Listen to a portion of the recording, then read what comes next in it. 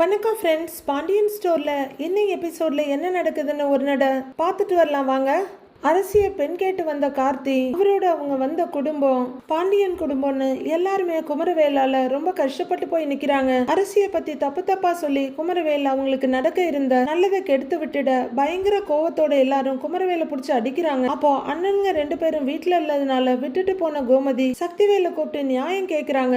உன் பையன் என் குடும்பத்துக்கு அவ்வளவு கெடுதல் பண்ணியிருக்கிறான், ஆனாலும் நாங்க நல்ல மனசோட ஒவ்வொரு தடவையும் அவனை மன்னிச்சு விட்டுக்கிட்டே இருக்கோம் அப்படின்னு கோமதி சொல்ல, அதெல்லாம் உரைக்கிறதுனால சக்திவேல் முகத்தை திருப்பிக்கிறாரு. எங்க நல்ல குணத்தை சாதகமா வச்சுக்கிட்டு மேல மேல குடும்பம் பண்ணிக்கிட்டு இருக்கிறான். இம்பட்டு நாளா நாங்க பொறுமையா இருந்துட்டோம்.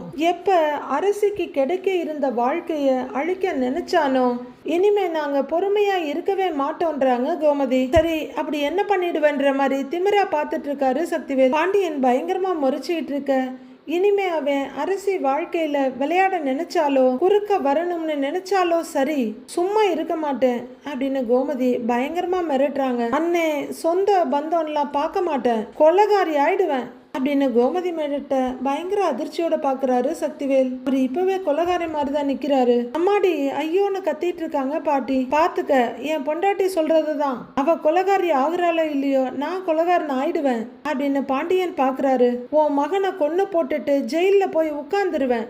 ஏய் சி அப்படின்னு உங்ககிட்ட பேசுறதே வேஸ்ட்னு கோமதி அங்கிருந்து போயிடுறாங்க. யோ, ஒழுக்கமா உன் மகனை அடக்கி வைக்கிறதுக்கான வழியை பாரு, இல்ல அப்ப மவன் 2 பேரையும் உசுரோட குழி தோண்டி புதைச்சிருவேன்னு மிரட்டுறாரு பாண்டியன். சக்திவேலம் பயங்கர கோபமா எகிர ஆரம்பிக்க, பாண்டியனை எகிரிக்கிட்டு இருக்க, டே இருடா மாப்பிள்ள கொஞ்சம் அமைதியான்றாங்க பாட்டி. சொல்லி வச்சுட்டேன் அத்தை, இனிமே வேற மாதிரி பாப்பீங்க என்ன. காலை தூக்கி வேஷ்டி அப்படியே இது கையில பிடிச்சிட்டு போறாரு பாண்டியன். இதோ பாரு சக்தி, குமார் பண்ணது ரொம்ப கேவலமான வேலை.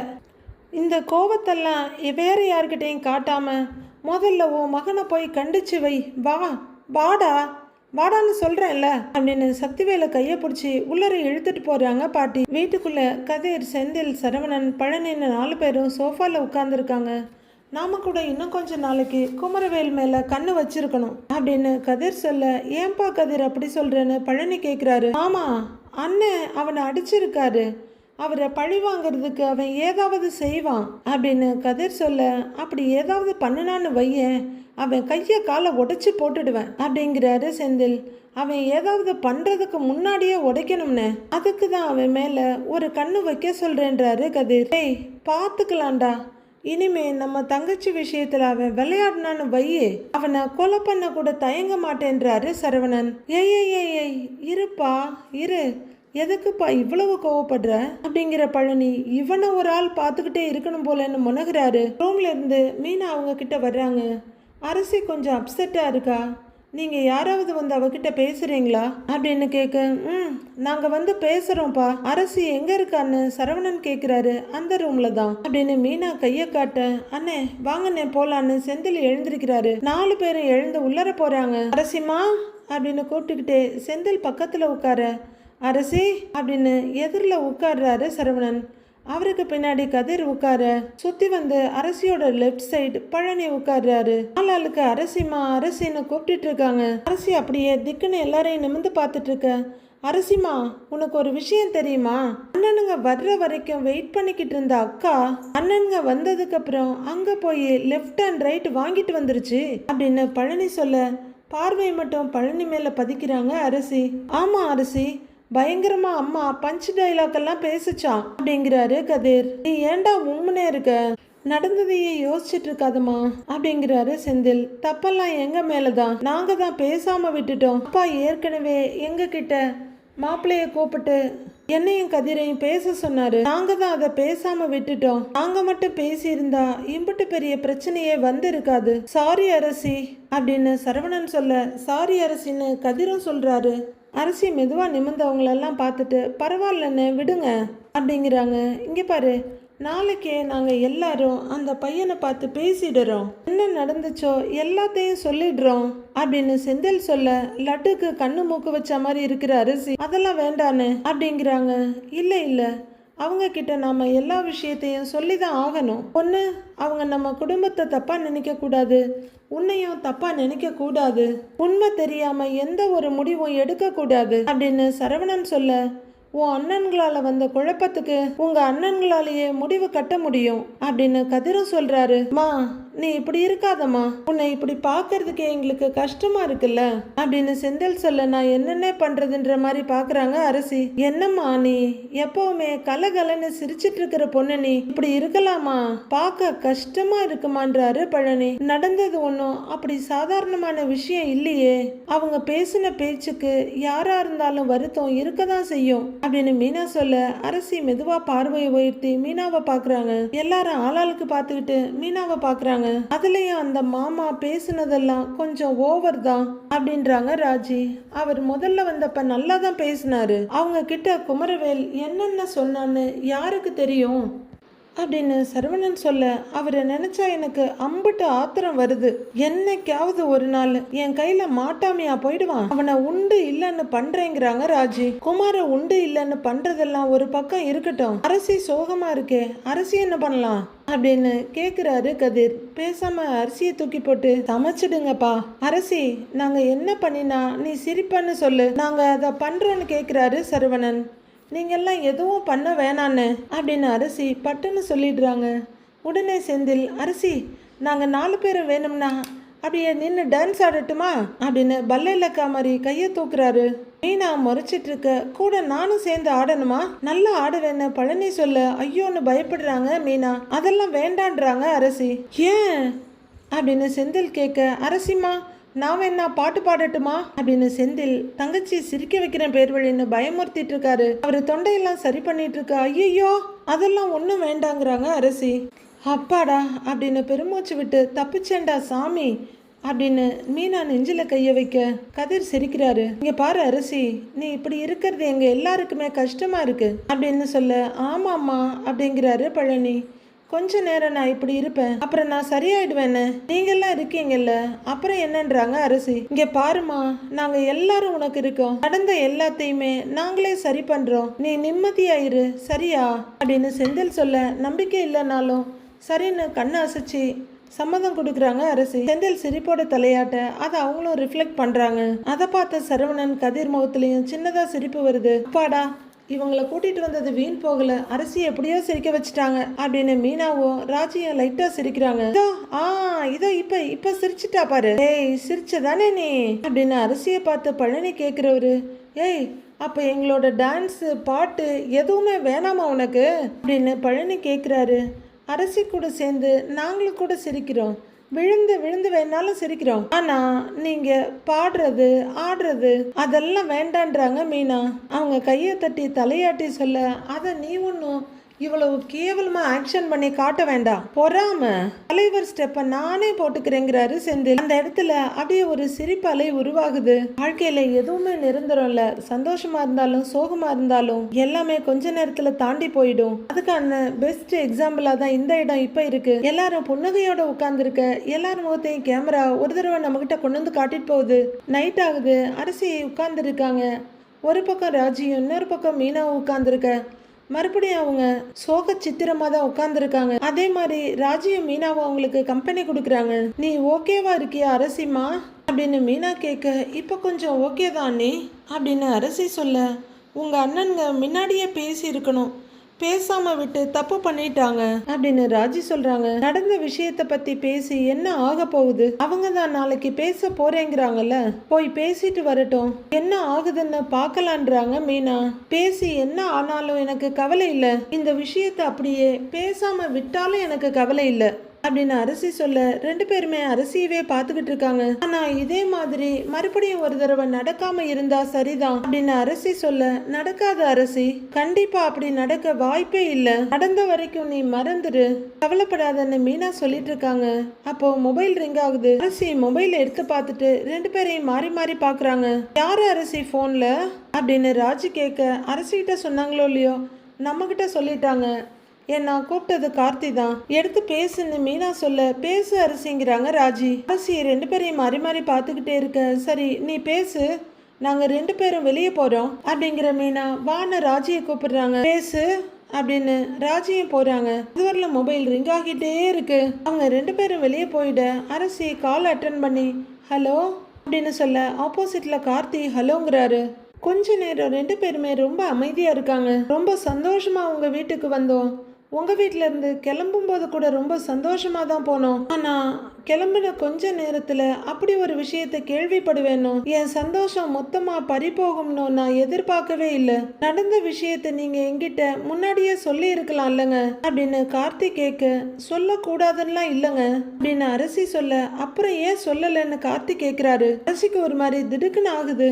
எம்பட்டு பெரிய உண்மையை நீங்க மறைச்சிருக்கீங்க தெரியுமா அப்படின்னு கார்த்தி கேட்க, நீங்க உண்மைன்னு நினைச்சிட்டு இருக்க எதுவுமே உண்மை கிடையாது அப்படிங்கிறாங்க அரசி.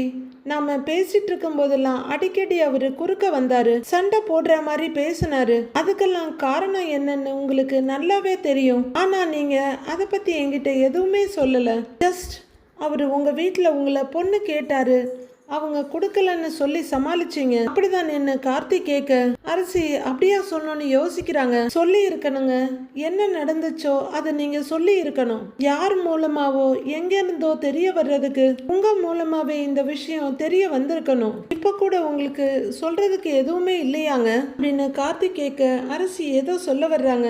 நான் சொல்றதை கேட்டுக்கிட்டு அமைதியா இருக்கீங்க அப்படின்னு கார்த்தி கேட்க, எனக்கு என்ன சொல்றதுன்னு தெரியலங்க, நிஜமாவே என்ன சொல்றதுன்னு தெரியல அப்படின்னு அரசி சொல்ல, நடந்ததை நடந்தபடி முன்னாடியே சொல்லியிருந்தீங்கன்னா இப்ப இம்புட்டு பெரிய பிரச்சனை வந்தே இருக்காது அப்படின்னு கார்த்தி சொல்ல, அதான் நடந்து முடிஞ்சிருச்சே அப்படின்னு அலுப்பா பாக்குறாங்க அரசி. எனக்கு உங்ககிட்ட கோவப்படுறதா வருத்தப்படுறதா எதுவுமே தெரியலங்க. இப்ப எதுக்கு இப்படி ஃபோன் பண்றேன்னு கூட எனக்கு தெரியலங்க அப்படின்னு கார்த்தி பேசிட்டு இருக்க அரசி அமைதியா இருக்காங்க. நான் வைக்கிறேன் அப்படின்னு கார்த்தி போனை கட் பண்ணிட பரிதவிப்போட பாக்குறாங்க அரசி. அங்க அவருமே ரொம்ப தவிப்பா தான் இருக்காரு. டிராவல்ஸ்ல கதிர், செந்தில், பழனி 3 பேரும் உட்கார்ந்து இருக்காங்க. அண்ணன் வந்துருவார்ல அப்படின்னு கதிர் கேட்க, அப்படிங்கிறாரு பழனி. அப்போ கார்த்தி வர, வாங்க வாங்க அப்படின்னு பழனியும் செந்திலும் கூப்பிட கதிரை நிமிந்து பாக்குறாரு. உள்ளார வந்த கார்த்தி மெதுவா கதவு சாத்திட்டு இவங்களை பார்க்க, வாப்பா உட்காருப்பான்றாரு பழனி. வாங்க உட்காருங்க அப்படின்னு செந்திலும் கதிரும் கூப்பிடுறாங்க. ஒரு மாதிரி அன்னீசியா வந்து கார்த்தி உட்கார்ந்துருக்க 3 பேரும் சங்கடமும் தயக்கமும் சொல்லி ஆகணுன்ற வேகமா பாக்குறாங்க. சாரி, நேத்து நாங்க கொஞ்சம் நிதானமா பேசி இருக்கணும், வீட்டுல எல்லாரும் கொஞ்சம் அவசரப்பட்டுட்டாங்கன்றாரு கார்த்தி. பொண்ணு விஷயம் இல்ல, வாய்க்கு வந்தபடியெல்லாம் பேசலாமா அப்படின்னு பழனி சொல்ல, கார்த்தி என்ன சொல்றதுன்னு பாக்குறாரு. செந்தில் அப்படியே பார்வையை மட்டும் நிமித்தி லைட்டா முறைக்கிற மாதிரி பாக்குறாரு. அவங்க கேள்விப்பட்ட விஷயம் அந்த மாதிரி. எனக்குமே அந்த சிச்சுவேஷனை எப்படி ஹேண்டில் பண்றதுன்னு தெரியவே இல்லை அப்படின்னு கார்த்தி சொல்ல, எல்லாரும் ஒருத்தர் பாத்துக்கிறாங்க. எது உண்மை எது பொய்ன்னு எனக்கே தெரியாதப்போ நான் என்ன செய்ய முடியும்? அரசிக்கு ஏற்கனவே வேற ஒருத்தரோட கல்யாணம் ஆயிடுச்சுன்னு சொல்லும் போது எனக்கே ஷாக்கிங்கா தான் இருந்தது அப்படின்னு கார்த்தி சொல்ல, அது அரசிக்கு இன்னும் கல்யாணம்லாம் ஆகல, அதை பத்தி பேசுறதுக்காக தான் அண்ணனும் கதிரும் அன்னைக்கு உங்களை வர சொல்லி இருந்தாங்க. ஆனா அவங்களால ஏதோ ஒரு காரணத்தால பேச முடியாம போயிடுச்சு அப்படின்னு செந்தில் சொல்ல, கார்த்தி அப்படியே பாத்துக்கிட்டே இருக்காரு. ஒருத்தரை கல்யாணம் பண்ணிக்கிட்டு அதை மறைச்சு வச்சு இன்னொருத்தரை கல்யாணம் பண்ணிக்கிறது அப்படி ஒரு எண்ணம் அரசிக்கோ இல்ல எங்க குடும்பத்துக்கோ கிடையாது அப்படிங்கிறாரு கதிர். கார்த்தி ஒரு மாதிரி சங்கடமா பாக்குறாரு. அரசி என் அக்கா பொண்ணுன்னா, குமரவேல் என் அண்ணன் பையன், அவன் ஒரு கிறுக்கன், 2 பேருக்கும் கல்யாணம் எல்லாம் ஒன்னும் ஆகல அப்படின்னு பழனி சொல்ல, கார்த்தி ஆன்னு பாக்குறாரு. ரொம்ப வருஷமாவே எங்க 2 குடும்பத்துக்குமே ஆகவே ஆகாது, யாருமே பேசிக்கவே மாட்டோம், தினமும் சண்டையாவே தான் இருக்கும் அப்படின்னு செந்தில் சொல்றாரு. நான் மட்டும்தான் அந்த வீட்டுக்கும் இந்த வீட்டுக்கும் போய்கிட்டு இருந்தேன் அப்படிங்கிறாரு பழனி. அரசிக்கும் எங்க அப்பாவோட அக்கா பையனுக்கும் கல்யாணம் நிச்சயம் ஆகி இருந்தது அப்படின்னு கதிர் சொல்ல, ஓ அப்படின்னு பாக்குறாரு கார்த்தி. அந்த கல்யாணத்தை எப்படியாவது நிறுத்தி எங்க குடும்பத்தை பழி வாங்கணும்னு குமார் ரொம்ப நினைச்சான் அப்படின்னு கதிர் சொல்ல, அவரையே ஷார்ப்பா பாத்துட்டு இருக்காரு கார்த்தி. கல்யாணத்துக்கு முதல் நாள் என்னவெல்லாமோ சொல்லி பயமுறுத்தி அரசிய வர வச்சு அவன் அரசிய கடத்திக்கிட்டு போயிட்டான் அப்படின்னு செந்தில் சொல்ல, ஐயோன்னு அதிர்ந்து போய் பாக்குறாரு கார்த்தி.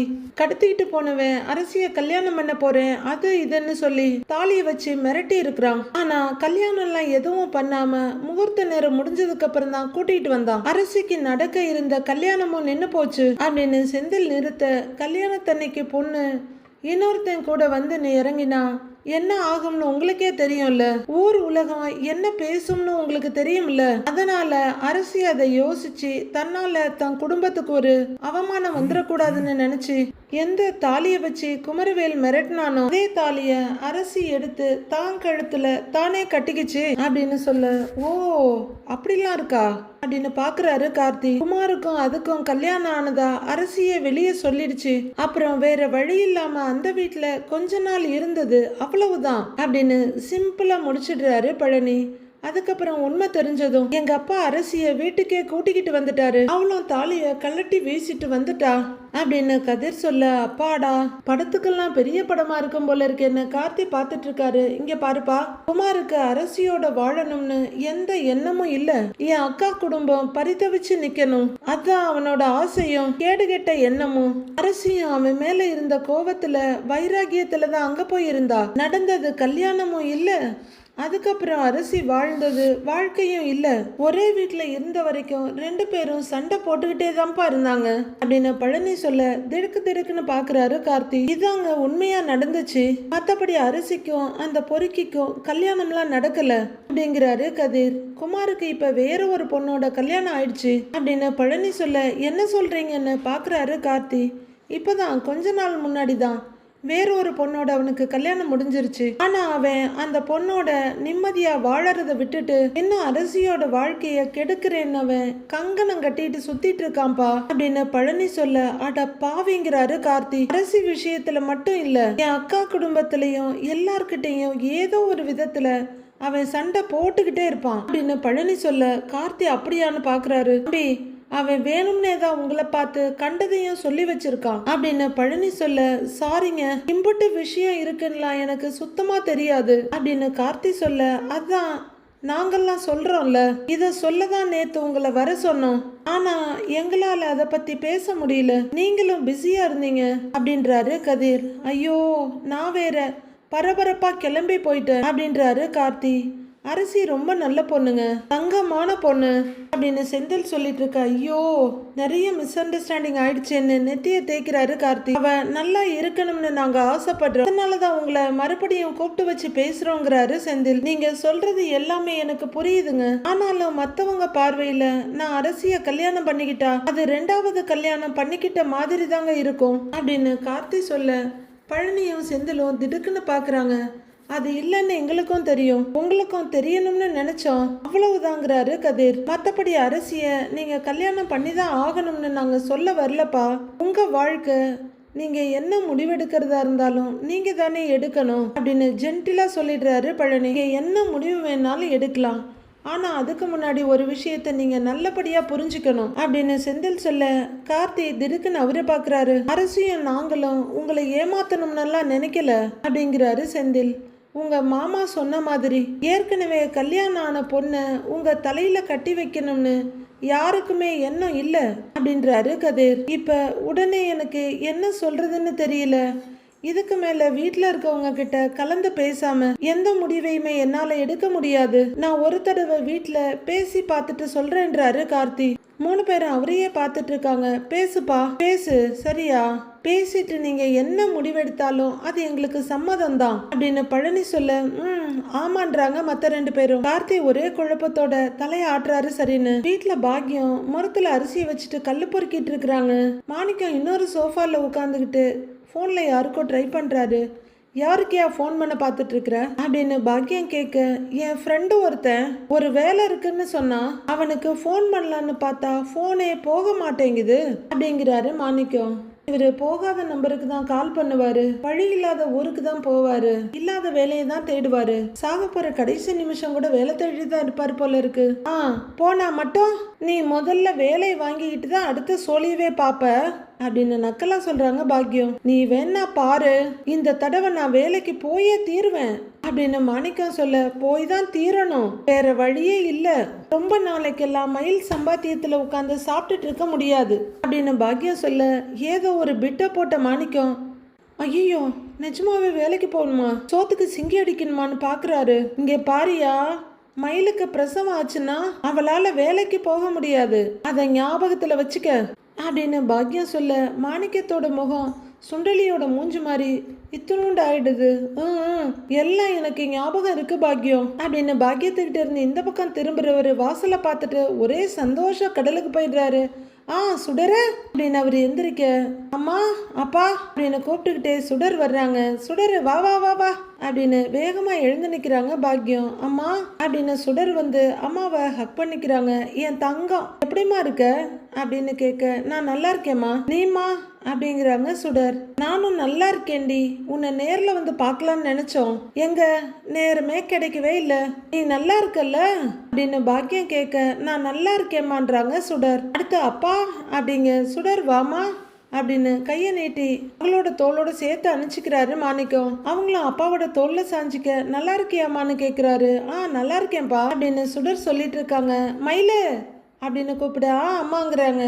மயிலு யார் வந்திருக்காங்கன்னு பாரு பாரு வா அப்படின்னு பாக்கியம் உற்சாகமா கூப்பிட, மாணிக்கம் மந்தகாசமா சிரிக்கிறாரு. மயிலு வா அப்படின்னு அவர் கூப்பிட, சுடரு எப்போ வந்த அப்படின்னு ரொம்ப ஆர்வமா ஆசையுமா வர்றாங்க மயிலு. இப்பதான்க்கா வந்தேன்றாங்க சுடர். தங்கச்சியை லைட்டா அணைச்சிக்கிட்டு, அட ஆளே மாறிட்டேன்றாங்க. பாப்பா எப்படி இருக்கு அப்படின்னு கேட்க, நல்லா இருக்கா அப்படின்னு தலையாடுறாங்க மயிலு. நல்லா இருக்கா உட்காருங்க அப்படின்னு மாணிக்கம் அந்த சீட்டரை விட்டு சிங்கிள் சீட்டர்ல போய் உட்கார்றாரு. இல்ல மெதுவா வயிற்றுல கைய வச்சுட்டு கொஞ்சம் சிரமப்பட்டு உட்கார பார்த்துக்கான்றாங்க சுடர். அவங்களும் கம்ஃபர்டபுளா உட்காந்து எப்படி இருக்கன்னு கேக்குறாங்க. நல்லா இருக்கேன்கான்றாங்க சுடர். அக்கா நீ எப்படி இருக்கன்னு சுடர் கேட்க, நான் நல்லா இருக்கேன். காஃபி சாப்பிடுறியா, இரு எடுத்துட்டு வரேன்னு மயில் எழுந்திருக்கிறாங்க. அக்கா வேண்டாம் பரவாயில்ல இருக்கட்டும்க்கா அப்படின்னு சுடர் சொல்ல, மயில் சிரமப்பட்டு மறுபடியும் மெதுவா உட்கார்றாங்க. வீட்டுல எல்லாரும் நல்லா இருக்காங்களாமா அப்படின்னு மாணிக்கம் கேட்க, எல்லாரும் நல்லா இருக்காங்க பண்றாங்க சுடர். மாப்பிள்ள நல்லா இருக்காங்களா அப்படின்னு பல்லு மொத்தத்தையும் காட்டி கேக்குறாங்க பாக்யம். இருக்காருமா அப்படின்னு சுடர் சிம்பிளா முடிச்சுக்க, மயில் தான் கொஞ்சம் அன்னீசியா பாக்குறாங்க. ஏமா எல்லாரும் உன்னை நல்லா பாத்துக்கிறாங்க இல்லம்மா அப்படின்னு மாணிக்கம் கேட்க, ஆம்பா எல்லாரும் நல்லா பாத்துக்கிறாங்க அப்படின்னு சுடர் சொல்ல, எல்லாரும் சந்தோஷ சிரிப்போட சுடரையே பார்த்துட்டு இருக்காங்க. அம்பிட்டு நல்ல இடத்துல கொடுத்துருக்கோம், நல்லா பார்த்துதானே ஆகணும் அப்படின்னு மாணிக்கம் சொல்ல, சுடரோட முகமே மாறிடுது. மயில் அதை கவனமா பார்த்துட்டு இருக்காங்க. ஏன் சுடரு, உன் அக்கா வீட்டுக்காரர் எதுவும் பாப்பியா, அவர் ஏதும் பேசுவாரா அப்படின்னு பாக்கியம் கேட்க, மயில் வெடுக்குன்னு அவங்க அம்மாவை பார்த்துட்டு, ஓ எதுவும் பேசுவாரோ அப்படின்ற ஒரு சின்ன ஆசையில மயிலும் பாக்குறாங்க. அவரை பாப்பேன் ஆனா பேசுனதெல்லாம் இல்லம்மான்றாங்க சுடர். நேத்து வேற ஒரு சண்டை நடந்துச்சு அப்படின்னு சுடர் சொல்ல, அப்படின்னு பாக்குறாங்க பாக்யம். என்ன சண்டைங்கிறாரு மாணிக்கம். யாருக்கு சண்டை அப்படின்னு அவரு ஆர்வமா கேக்குறாரு. அரசிக்கு அவங்க வீட்டுல மாப்பிள்ளை பார்த்துருக்காங்கப்பா அப்படின்னு சுடர் சொல்ல, அதிர்ச்சியோட பாக்குறாங்க 3 பேரும். ஓ அப்படியா, நல்ல விஷயம்னு பாக்குறாங்க மயிலு. அப்படின்னு பாக்யம் கதை கேட்க ரெடி ஆகுறாங்க. உனக்கு கல்யாணம் நடந்ததும் அவங்க வீட்டு பொண்ணுக்கு கல்யாணம் ஏற்பாடு பண்ணிட்டாங்களா அப்படின்னு பாக்யம் கேட்க, மா அதெல்லாம் இல்லம்மா அப்படின்றாங்க சுடர். அப்படின்னு பாக்யம் பார்க்க நல்ல வரன் வந்திருக்குன்னு பார்த்துருக்காங்க. அந்த மாப்பிள்ளை வீட்டுக்காரங்கிட்ட போய் என்னோட ஹஸ்பண்ட் என்னென்னமோ பேசி வச்சிருக்காரு அப்படின்னு சுடர் சொல்ல, மயில அப்படியே திக்குன்னு பாக்குறாங்க. இவங்க 2 பேரும் இன்ட்ரெஸ்டா பார்த்துட்டு இருக்க குமரவேல் அவங்க கிட்ட என்ன பேசினாருன்னு மயிலு கேக்குறாங்க. பழைய கதையெல்லாம் சொல்லியிருப்பாரு போலக்கா, அதை ஏன் சொல்லலன்னு மாப்பிள்ளை வீட்டுக்காரங்க அரசி வீட்டுல சண்டை போட்டிருக்காங்க அப்படின்னு சுடர் சொல்ல, மயிலுக்கு திக்குன்னு இருக்குது. ஆனா பாக்யம் செம இன்ட்ரெஸ்டா கதை கேட்டுட்டு இருக்காங்க. ஆனா அந்த கோவத்துல சரவணன் மாமா என் ஹஸ்பண்ட போட்டு அடிச்சிட்டாரு அப்படின்னு சுடர் சொல்ல, பயங்கர அதிர்ச்சிக்கு போறாங்க பாக்யம். அன்னைக்கேத்து முகத்திலையும் ஒரே நேரத்துல 7-8 மின்னல் வந்து வெட்டிட்டு போகுது. அரசியும் அதுல பாதி அளவுக்கு அதிர்ச்சி ஆகுறாங்க. அவ்வளவுதான், சுடர் சும்மா இருக்காம அங்க நடக்கிற விஷயத்தை இங்க வந்து சொல்லிட்டாங்க.